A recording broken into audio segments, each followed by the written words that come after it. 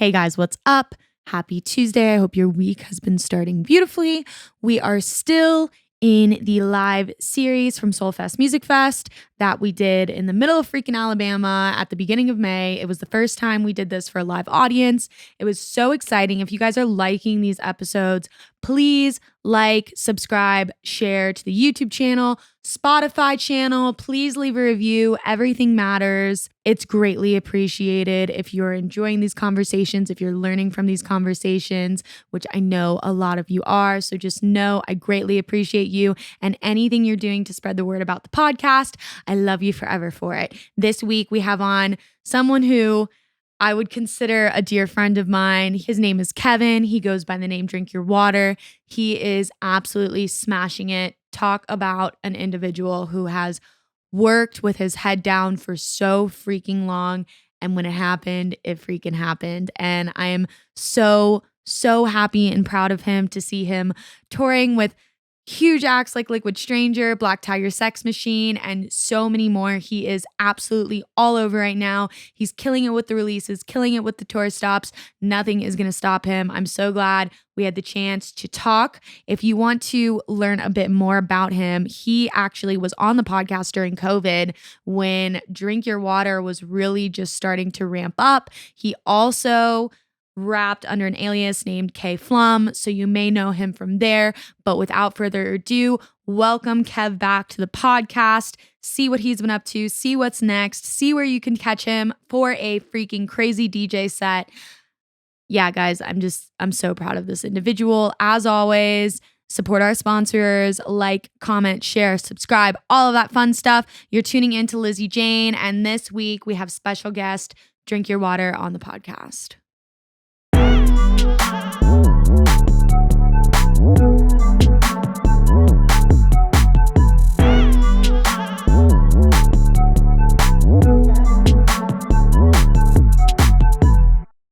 Hey guys, so lately I've seen a ton of larger shows I've been playing at that a lot of these festivals and venues are no longer allowing bags that are not clear.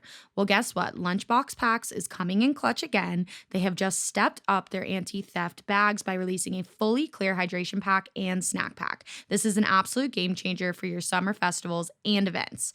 Each bag is made out of TPU material that is incredibly durable, flexible, and made to not alter under extreme sun exposure over time. You also have the option to bring a skin in your bag on the way in, and once you're through that security line, you can zip on your skin for privacy of your belongings and to add some extra personalized fun flair. These hydration packs meet the majority of all festival regulations and guidelines. As always, these packs have all of the awesome anti-theft features as the original hydration and snack packs.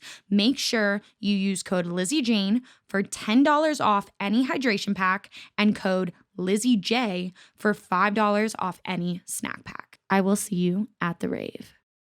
The show today was brought to you by Vitaplur E-Boost Gum. With no pill to take or powders to mix, Vitaplur E-Boost Gum is a first-of-its-kind energy rave supplement that provides magnesium, electrolytes, and antioxidants while you chew. Vitaplur is the perfect complement to my active lifestyle, whether it's at the festival, on the road touring, or hitting the gym. Chew Vitaplur and dance with confidence. Use code LizzyJane for 10% off any order. Kevin returns to the podcast. Hello. Oh, how things have changed. Things have changed, Lizzy Jane. Things have changed for both of us. I keep thinking about the meme, like my price has now gone up. Like my price is not what yesterday's price once was. And that is literally, I'm just so happy for you. You just played a killer set at SolFest, and me and Evolution were just kind of standing in the back, and it's crazy when you see people run from out of nowhere, and then the second you're done, they leave because you know they're there for you. And I mean, how has everything felt over the past few months? Because as you said, as we were walking over, it was nothing and nothing and then everything. Yeah, so literally what you just said, it was so much of nothing, just stagnant. Obviously thankful to get a show here and there, but, after Lost Lands, everything kind of changed, and it just been happening so fast. I'm still kind of wrapping my head around like all the tours and the nonstop shows, and I'm just so blessed and thankful to be here and just have such a good support system. And it's also even more beautiful seeing like friends like you and Evan, like just people, everyone's leveling up and doing their thing, and it's beautiful because you don't want to do it alone. You want to do it with your friends. So it's just beautiful. So thankful. And you want to do it along with people who are good people who have supported you since day one. And I think the commonality between all of us being in like that Southeast region, ATL, Tampa, Miami, Orlando, is you see these people come from legit locals. I mean, you had pretty much a residency at Iris. Yep. You're playing all the time. Yep. I had a residency at Ritz. Evolution had a residency in fucking Tally. And it's crazy to see the progression, and it's crazy to see when it finally happens if you don't quit. Absolutely. Yep. I remember having the conversation during COVID, and it was like, I have this brand and I have this music, and we're just going to keep going until it eventually sticks to people. And Yep. I saw in real time on Twitter, like certain clips just start blowing up, and people being like, you know, who is this? Where did he come from? And it's kind of that overnight success thing when just because you're not aware, they've been working for almost 10 years kind of deal. Exactly. Yeah, like it's a not out of nowhere thing. Obviously, for me and anyone who knows me knows how long and how much work and how much time it took.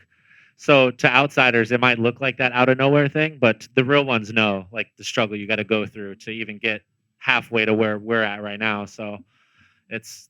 I mean, you're an attest to.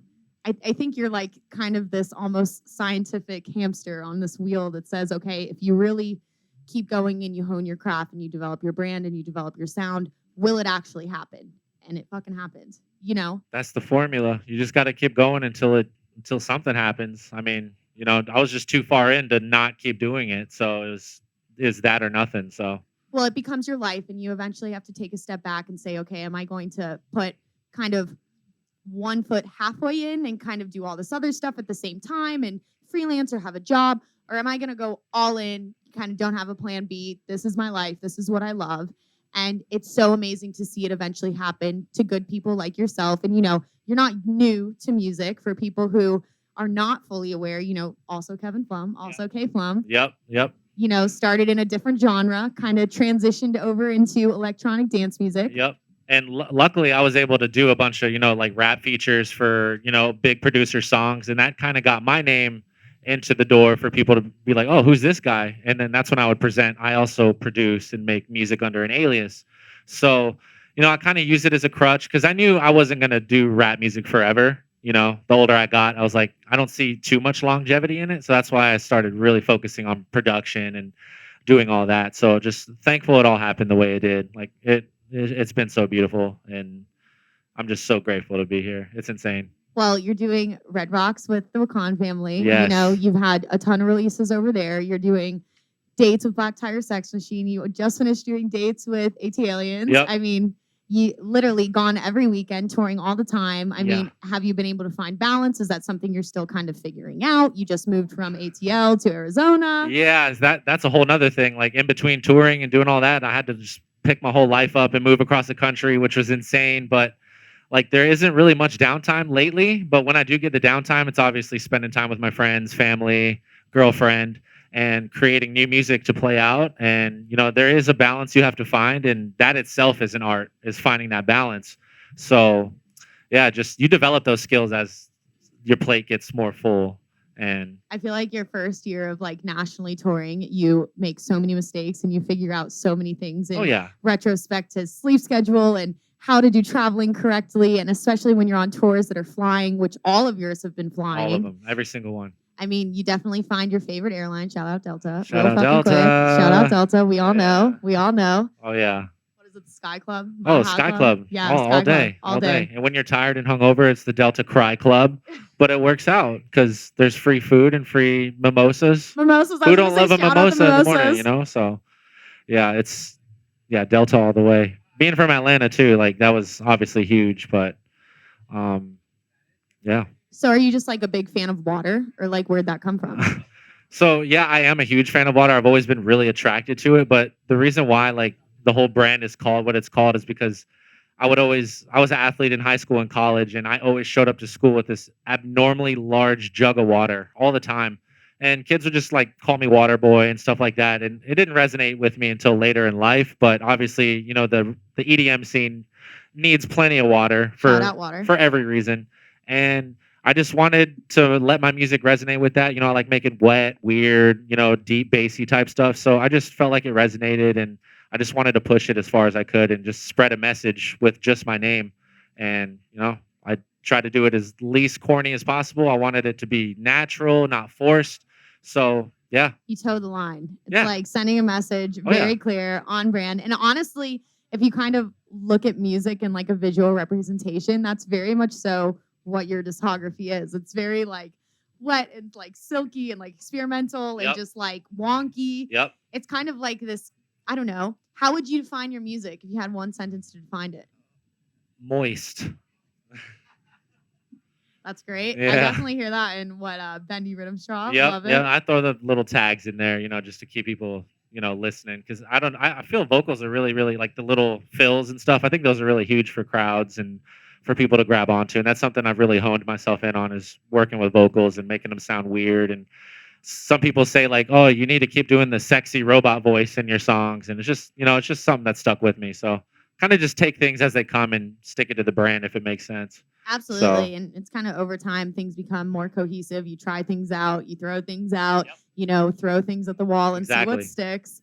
And, when did you feel like it was a kind of it's my time type of thing when all of the stuff started to happen? Or did you feel like it came off of the wind of a track? When you got these offers for these tours to now where you're all over nationally touring every weekend, when did you look back and say, okay, this is the moment that this started to happen? So really, after all the support, the early support from Liquid Stranger and Excision on all my songs, where the videos would go kind of viral online, that's really what started the hype, kind of. And then everything changed after Lost Lands. Like when I played that set, it was just a 180. Like that whole weekend changed my life. So leading up to just them playing my music to getting booked on the festivals, it's just a simple equation of that. And yeah, I did feel like it was my time. Like I felt like, I've been working my ass off. Can I cuss? Oh, cool. Yes. My Fuck ass. yes, I've you're been good. working my ass off. And, humbly, I was like, yeah, maybe it is my time. So I just grabbed onto it, and I'm holding on for dear life until the wheels fall off. So that's really it. And that's how you do it, and you adapt and you move on to new things, and you continue to grow and evolve the project. And just I always kind of recall the conversation we had in COVID, just because you were in such a different place. It was such this thing where it always in the back of my mind goes, is this actually going to happen for me? Is my time actually going to come? Am I going to actually get these tour offers? Are my tracks actually going to get signed? And then it starts to happen, and it's this kind of like surreal out of body experience where you go, wait, am I playing Red Rocks? Is this a joke? It's kind of the whole imposter syndrome thing that really gets on top of you. But then you have to look back, and it's like all of the years you put in, yes, I deserve this. Basically, yeah. And the imposter syndrome, that shit is real, and I have it really bad because I, have so many really talented homies that I feel like should be in my spot too.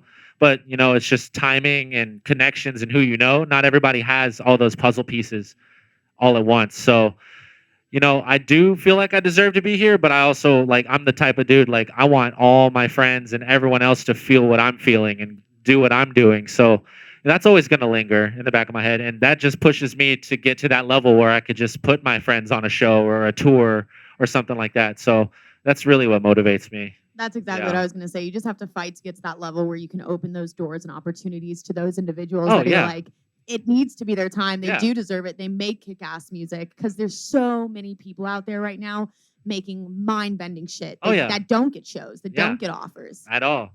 And like I said, the Lost Lands thing, like I believe you just need one good opportunity to impress the people you're in front of, and that could change everything. And to this day, like I still think about that night and how everything changed right after it. Like it was just absolutely insane. So it's timing, connections, and just be a good person. That's like really it. It's like the preparation meets luck meets like I've worked to the 99th percentile, and then you get that one little opportunity. Yeah. And you're prepared and you're ready. Yeah. And that's it. Yeah. When it comes, you have to be ready. You have to be ready. You really do. Because if you fumble that opportunity, then you never know if you'll get another one. Because there's thousands of other kids that want what you are getting. So I was gonna say this day and age, like living in Denver, you can kind of like look at a crowd of people and throw like a basketball and you'll hit a dubstep DJ. Like it's really are- like that. there And there's are a just, lot. the means to learn are so easily accessible. Whereas, talking to people like Virtual Riot and Funkcase, and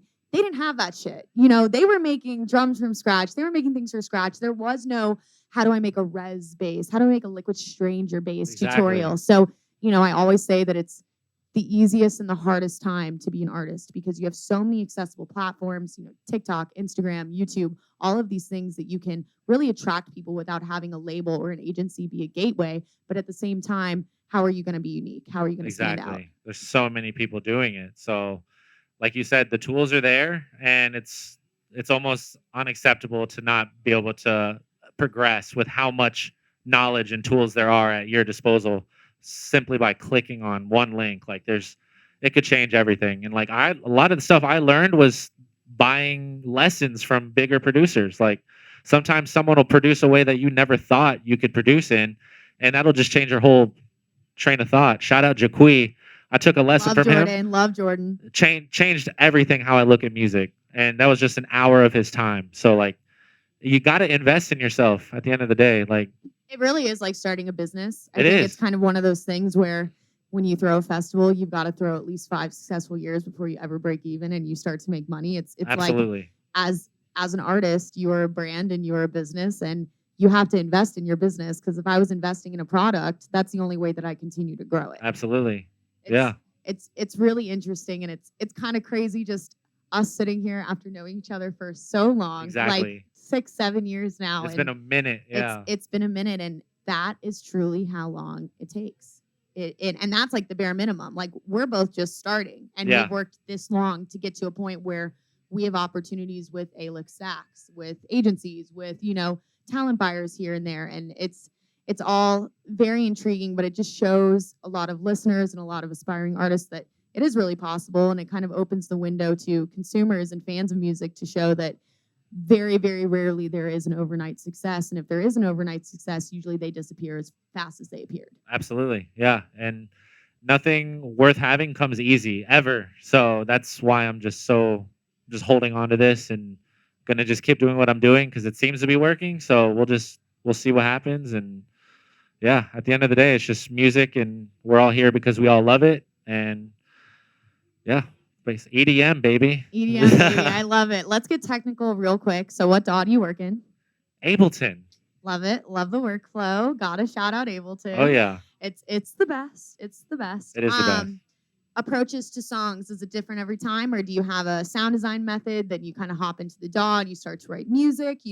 Where does your inspiration come from? So, for some criminal reason, for the last 2 or 3 years, every time I write a song, I always start with the drop. I don't know why, but starting with the drop gives me such a clear vision on what I can do with the rest of the song. Everyone says it's backwards. They start with the breakdown or whatever. But for me, it's always just starting that drop and creating the energy around the song from the drop. So that's really my workflow. I just go in, start making sounds, and then arrange a drop as quick as I can. And then I'll build the rest of the song around the drop.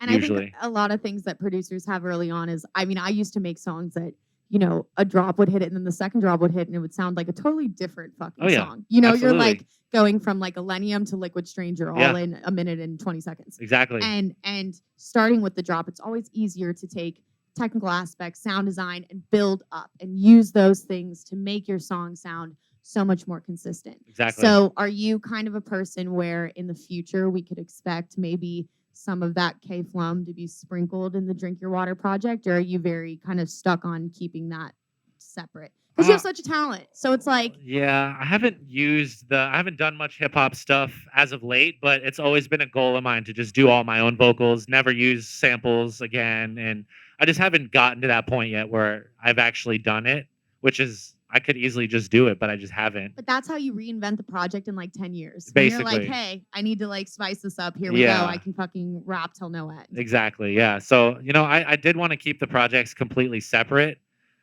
because a lot of my hip hop fans, they don't really resonate with dance music that much. So that's why I created the two projects. But I think EDM fans resonate with hip hop. They do. And a lot of people that I meet nowadays, they're like, yo, I used to listen to your rap music, blah, blah, blah, all that stuff. But the rap kids don't understand EDM like that. So that's why I drew that line, that hard line. So, we'll see. I mean, I'll probably end up doing something on one of my own songs, but for now, I'm just working with what I got, and it's working. So yeah, I we'll love see. it. I love it. Obviously, your musical output is pretty big. You're obviously touring all the time. I know writing and touring isn't everybody's forte to do that at the same exact time. Are you somebody who you have to be at home in your studio to write, or do you like writing on the road from experience? How does that kind of lay out with you? I'm definitely most comfortable in my space, but I do find myself having an idea like on the plane or at the hotel before a show, make a quick, like just a flip of something. So it really just depends on how I'm feeling. But most of the time, I do have to be in my space. Like that's where I can feel the most comfortable and not rushed or any pressure or anything. So, but some of my favorite songs I've just made like in random places and on the fly and whatnot. So really just depends on what I'm feeling, where I'm at. Those are definitely the best moments. Oh, yeah. Before I let you go, I want to do a flash round. But before that, is there anything that we really have to look forward to for your project as far as new music, maybe some new tours on the horizon? I mean, obviously you're touring all the time, so you eventually need a break. However, you could just keep going if you wanted to. Yeah, well, right now that's the plan. Like my TM and I were looking at my schedule today and yesterday, and we were like, oh my God, like we don't have any time off. And I think we're just gonna keep going and going and going until we have to take a break. I want to take advantage of the momentum we have, and like you got to keep it moving. That's really it. Once you have some stagnancy, like there's, like I said, thousands of other Have to kids run who are off ready the for your spot. momentum. So it's all about momentum and keeping it going, and listen to your body. Like when it's time to take a break, take a break. Like do that. But right now, since it's still so fresh to me, like I'm ready to play a show every weekend for 5 years right now. So I love it. Yeah. Well, you've worked so hard for this time, so it's like now that it's here, you're like, I fucking worked my whole life to have opportunities like this. So Yeah. why am I going to say no? Yeah, basically. 100%. And like when you get to that moment, you'll know. Yeah. You'll definitely know. 100%. So lots to look forward to, lots of festivals, big shows, so Flash round. 10 Run it. questions. I probably won't make it to 10. All right. So since you've been touring very much so recently, 2 favorite venues, clubs, not festivals.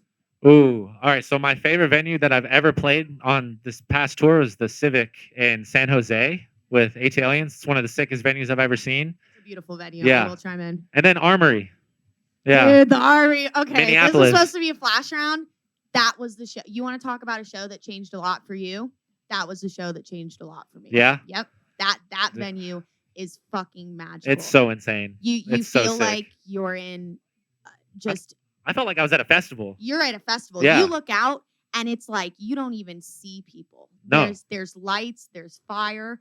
You just lose your like that was a moment where it's like you can just lose yourself and that's it. Oh yeah, absolutely. No, I definitely that was the fastest hour of my life because of how much adrenaline was going on, and that was the most people I've played to at that early of a time. So definitely one of the sickest venues. That and Civic, like absolutely insane. Favorite song you've ever released? Probably either Closer or Bendy Rhythm Straw. That was the Probably. one that popped off for sure. Yeah. Yeah, that was the one for you. That was just like, yep, that's Yeah, it. That's it. shout Everybody's rinsing that. Shout out Wakaan. That was amazing. Favorite festival, probably Lost Lands. Definitely guess Lost that? Lands right Yeah. now. Yeah, Yeah. absolutely. I mean, that shit's magical. The sound camps always get boosted up Oh, so absolutely. much year after year after year. Oh yeah, they boosted us pretty loud. We thought we were gonna have pretty quiet music, but they had they us. slam it out. Yeah, they had us rocking. So that was tight. 3 pieces of advice for somebody wanting to aspire to be sitting here right now in 5 years. Things you wish you told yourself when you were starting. Ooh, good one. I would say I'm a really big self-doubter, so if anyone else is like whatever struggle with that, I would tell them to not listen to the doubts that you have and to just do it, because a lot of people hold themselves back by not releasing music because they don't think it's good enough. But some of the songs that I didn't love as much ended up being some of my biggest songs because the people love it. And at the end of the day, it's about the consumer and the people listening to your music. So really just don't listen to that voice in your head that says you can't. Be consistent and take care of yourself. Like this is a marathon. Like this is a marathon. It's a marathon. So yeah, If you sprint, you will lose. you will. You will get burnt out. Favorite food? Ooh, favorite food. Damn. Favorite tour food? Favorite rider food? What is the food that you put on your rider? Oh, I always ask for a big veggie tray, which is awesome to have, and cheddar jack Cheez-Its. Those go hard. Damn, I'll have to try Yeah, them. those go hard before a set. And fruit, and yeah, fruits, Fruit's always veggies, good and- for you. Fruit's hydrating. Oh, Fruit's, yeah. Fruit's good. Yeah, we love the fruit. On the road, you have to somewhat try and eat healthy. You or have you will to. literally destroy yourself. You absolutely do. And I have Pedialyte and emergency on all my riders too, just Love in it. case. So Shout yeah. out emergency. yeah, we ready. We ready. Drink of choice, alcoholic beverage. Ooh, I love me a seltzer. I'm not gonna lie. High noon seltzers, like I can get down with those. Like, yeah, I like those a lot. I'll delete like a pack of those, and not even phased. We love those. Be blacked out in the grass in the corner later. Hey, you never know. That'd be it. That'd be Never it. know. Release date for your next release. Do you get to share? I Don't have to share anything else. So I have an EP coming out on a pretty dope label with some people I'm touring with right now. So that's coming out soon, and then just in between, like little remixes here and there. But we got a really good release schedule set up right now for the rest of the year. So at least Amazing. a song a month at this rate. So There we go. I mean, that's the output that we're talking about. yeah, basically. Run off momentum. Keep doing your thing. Yep. Kevin, I'm so proud of you. Thanks for coming on. Thank you, Lizzy. I appreciate you. Bye, guys. Peace. That was good.